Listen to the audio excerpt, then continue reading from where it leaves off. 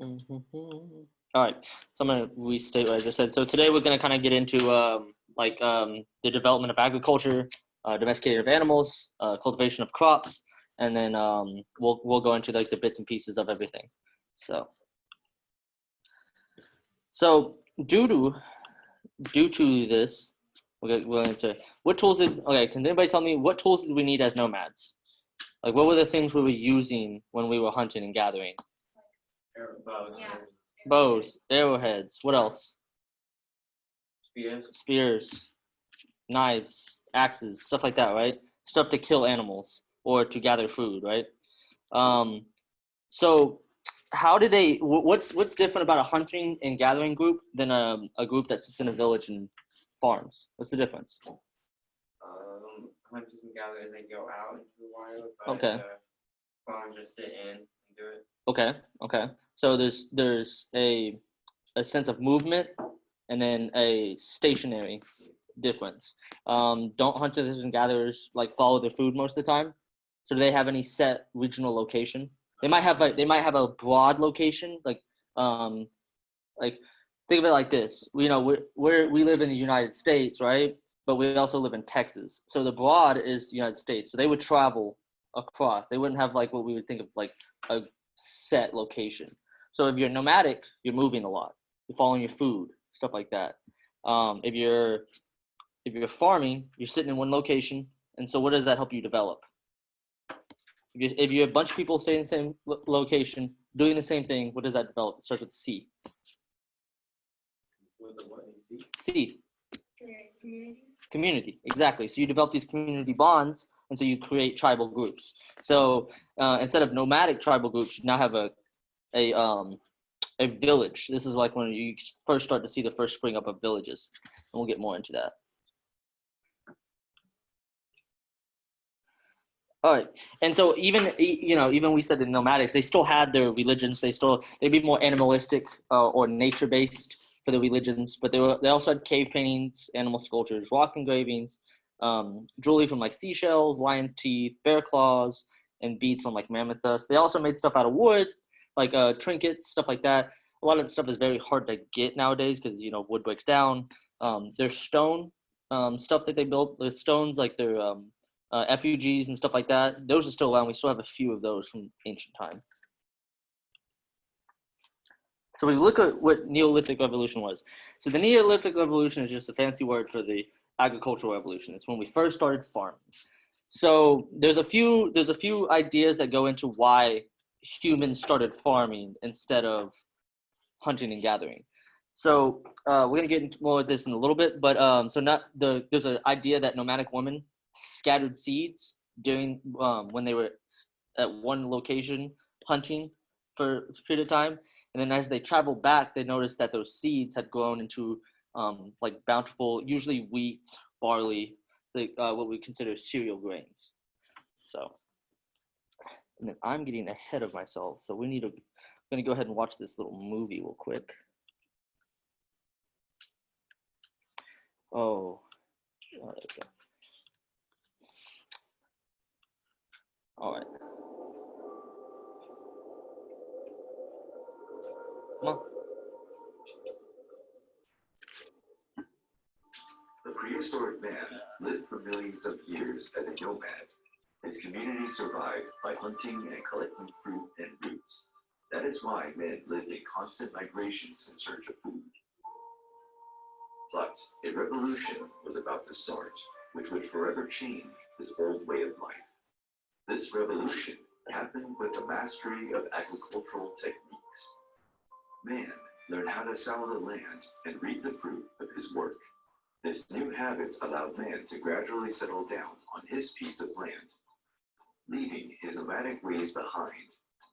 The first villages began to emerge near the floodplains of the rivers, as these were the most fertile land. Since most places where man settled down were not adequate to grow food throughout the year, man began to give preference to the cultivation of cereals, which, besides their nutritional value, could be stored for longer periods. However, some of these cereals were often attacked by pests and rodents. During that same historical period, man developed the ability to domesticate animals as well. The dog was one of the first to be domesticated, as it would be used as a working animal, helping to safeguard communities while engaging in hunting and livestock-related activities. Some basic requirements had to be fulfilled before an animal could be considered domesticated. It could not compete with humans for food. Therefore, animals that fed on grazing or leftovers would be the ideal option. Ideally, these animals could not feel panic easily. However, if that was not possible, they would have to behave like a pack when frightened. By forming large groups, they would be more easily controlled by their owners and their herding dogs. These animals were domesticated in order to provide food for men, having also to reach their adulthood rapidly, thus increasing their productivity. Both agriculture and livestock served other purposes besides food.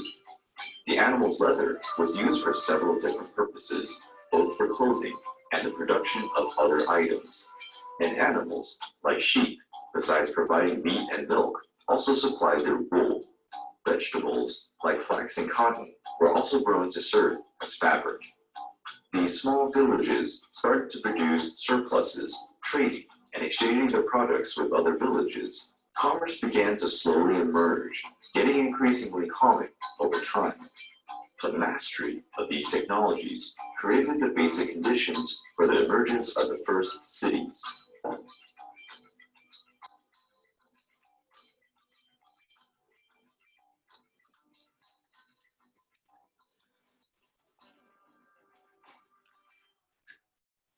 Right.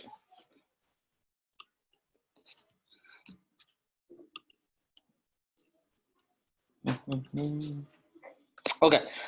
So can anybody tell me, like, what do you think? So dogs. They talk about domestication of dogs. What are some roles a dog would play in a ancient civilization or an ancient village?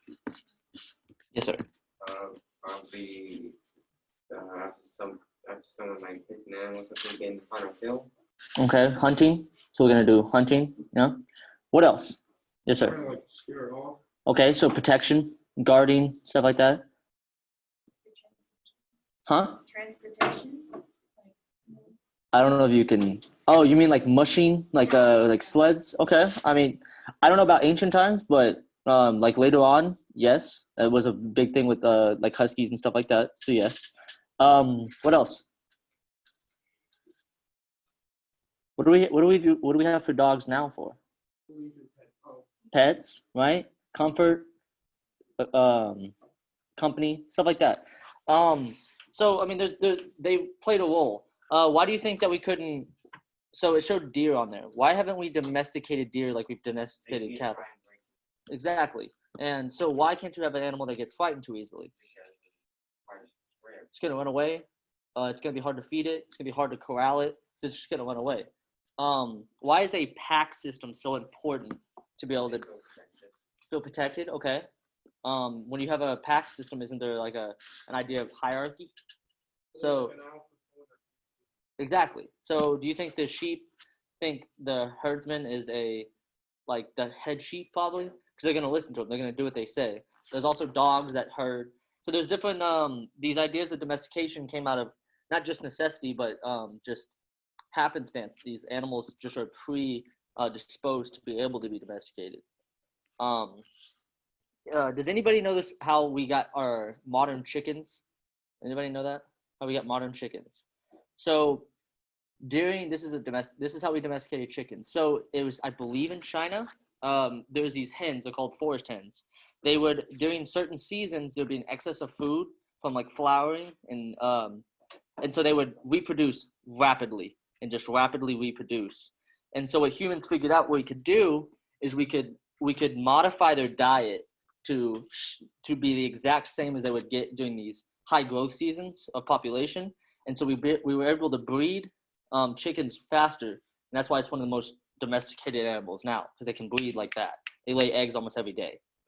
So we stimulated their reproductive system to be able to produce eggs at a rapid rate for us due to a high demand of food through their genetics. So that's how we domesticated chickens. So kind of interesting. Okay, so causes of agricultural revolutions. So as we stated earlier, we followed our food a lot, right? So if what happens with rising temperatures to animals that might prefer colder temperatures, like woolly mammoths, saber-toothed tigers, stuff like that, what happens to them? They have to migrate. So what happens if they migrate too far and we can't get there? Then we move, or we develop agriculture because now we don't have a sustainable food source.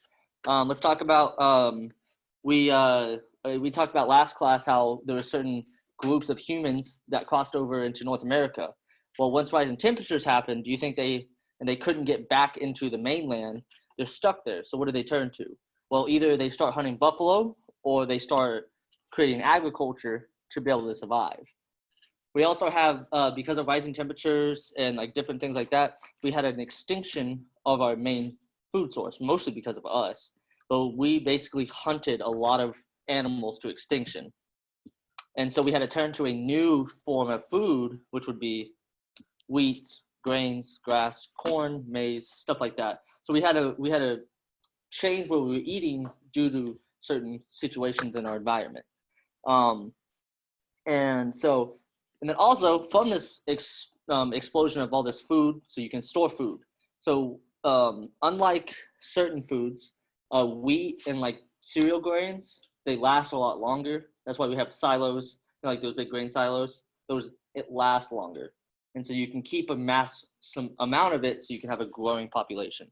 Can anybody tell me like a plant that's been domesticated that you can think of that looks completely different than it used to? A plant or a vegetable or fruit. Corn.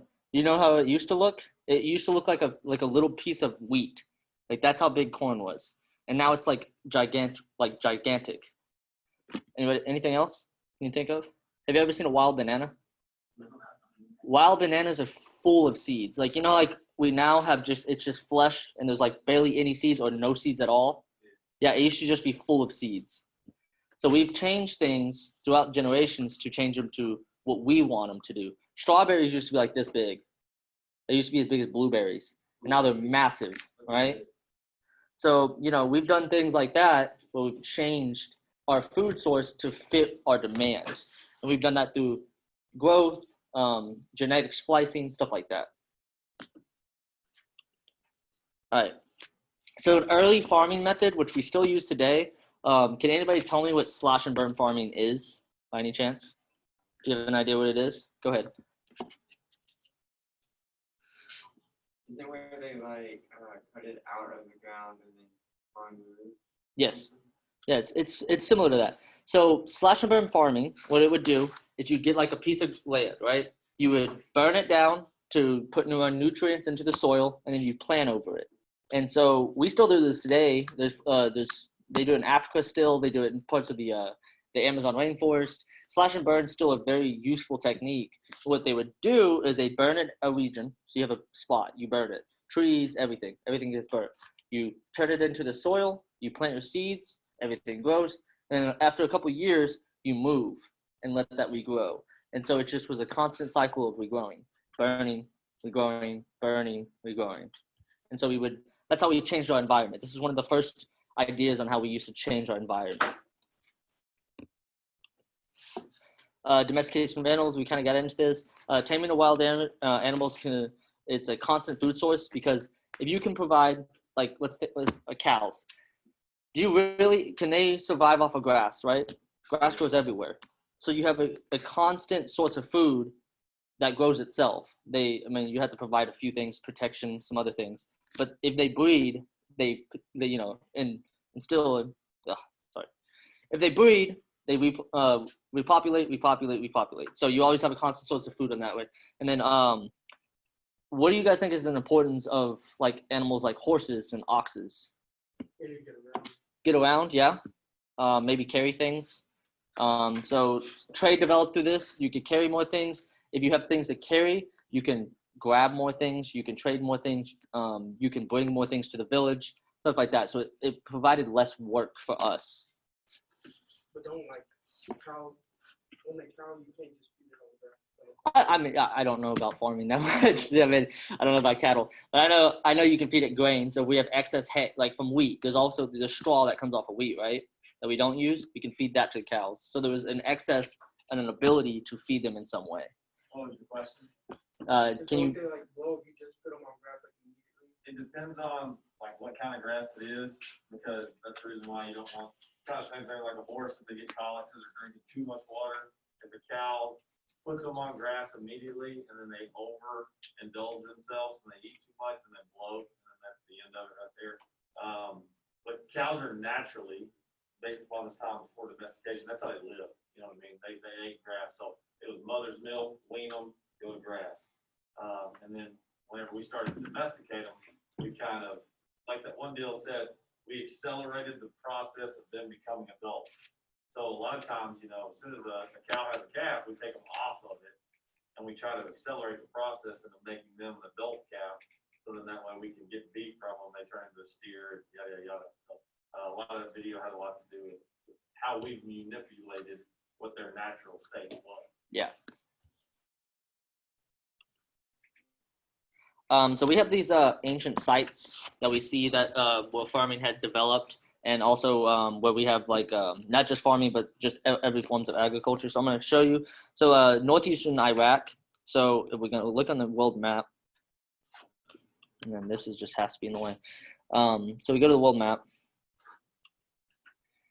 So Iraq is in the Middle East, which is right in this area right here. I don't know if you guys can see my scroller. But it's right in that area. And so right in those areas is considered the Fertile Crescent because it goes into Egypt, Mesopotamia, which would have been like the Tigris and Euphrates River. And so it did state in the video that a lot of civilizations and cultures developed around rivers, right? Why do you think they would be developed around rivers? Water for irrigation, right? So we have water for irrigation. What else? Okay, yeah. Fertility of the land. What else? Okay. What can you do with water? You can drink it, yeah. What else? Farm with it. What else? Bathe in it. What else? Okay. What about transportation? Can't you build boats and float down it so you can move goods and services up and down river, and so that you create a complex chain of trade, transportation? So that's also one reason why we developed our rivers. And so you'll see in this little circle, like little circle that I'm circling, you see a lot of agriculture developed in this area because there's river valleys over here, down into the Andes Mountain river valleys down here, and in Mexico around lakes and stuff like that. And so that's where we see major civilizations gather, is around river valleys. It's when some of the first civilizations are created. And we'll get into that to next class.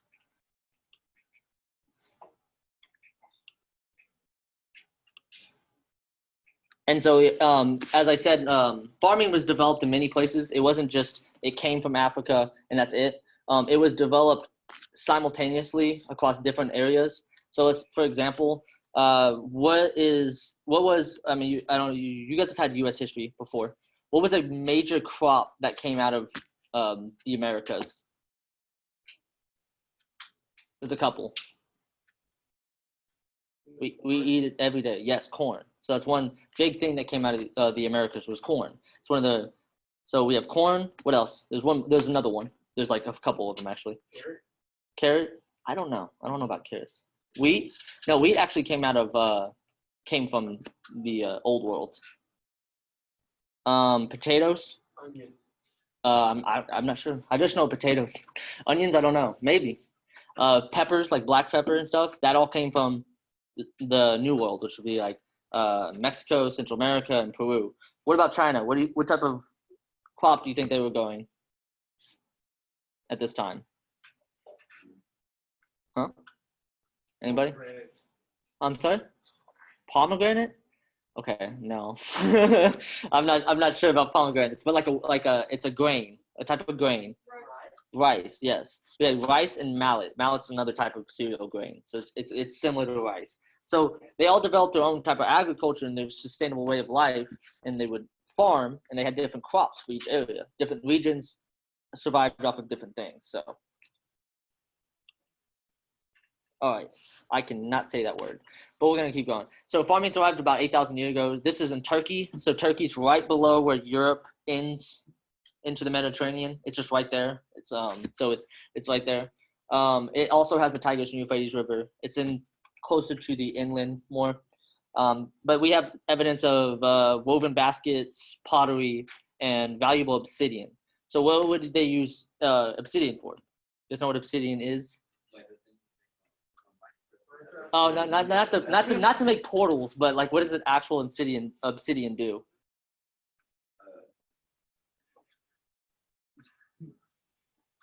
You guys ever seen what's that movie called? What's that movie? It's about Mesoamerica. The ten. Come on, like It talks about the Aztec. 10,000 Yeah, 10,000 BC. You guys ever seen that movie? Do the sacrifice. Yeah. Yeah. Have you ever seen that movie? You see, like, they make blades out of it. They make jewelry. They make it's a type of volcanic glass, so it's easy to chip into very sharp blades. And so they would use obsidian as a trade good, so you can make your spears for combat, for war. Because what do you think would happen once you start having villages? What happens? Raids. Good. What else? I heard something over here. What did you say? No? You said something. It was right. No? You don't want to say it? Okay. What else? What else comes from villages?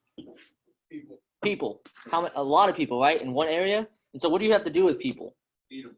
Feed them. Yes. So where does that develop? How do you figure out how to feed people? You ask them what they like. You have somebody that you would make in charge, right? So we developed the first political systems, first governmental systems, first writing system. Because how do you have to keep track of everything, right? You have to keep track of what's going on. So you have to develop writing. What else do you develop through a surplus of food? How do you keep track of it, right? So math was developed. So we have all these things that come about from villages that we see now. They seem so simple now, but they were revolutionary this time. And we'll get more into that to next class. But don't you think like an idea of, well, if you have a bunch of person that has all this food, so that you have this guy that's in charge, doesn't that create a power struggle of somewhere? So now you have social groups, you have economic groups, so stuff like that. It develops these things that we see now. So that's one way to look at it. And that is it on that one. But so you guys do have a quiz. It's pretty easy. I would say if you don't do it now, you're wasting your time because you have plenty of time to get it done. It's not hard. If you have plenty of time to go back and look at things, so you should make 100 on this. I would suggest that if you get stuck on a question, don't just guess.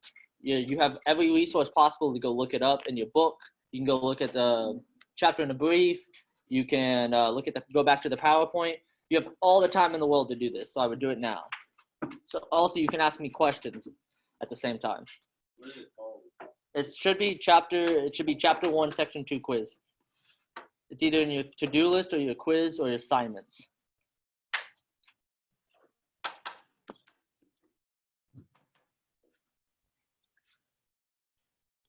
Yes, chapter 1, section 2 should be right here. And I'm going to stop sharing.